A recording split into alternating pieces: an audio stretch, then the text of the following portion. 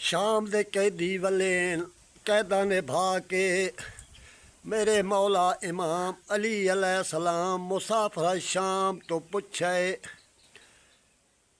कि करबल दा हाल सुना। मौला अली केड़ी गल कीती है? मलका शरा मुहैया दी करबल दा तू हाल सुना। मलका शरा मुहैया दी करबल दा तू हाल सुना। मलका शरा मुहैया दी करबल दा तू हाल सुना।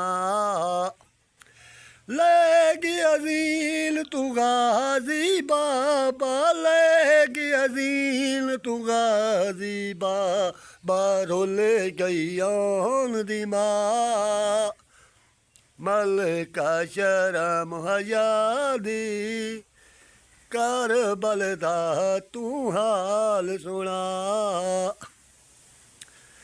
70 कदम दी विथ आई बाबा वेदी रहियां। 70 कदम दी विथ आई बाबा वेदी रहियां। कुसदा मैं मजलूम फिरा। मलका शरा मुहैया दी करबल दा तू हाल सुना। अल्लाहुम्मा सल्ली अला मुहम्मद व आले मुहम्मद।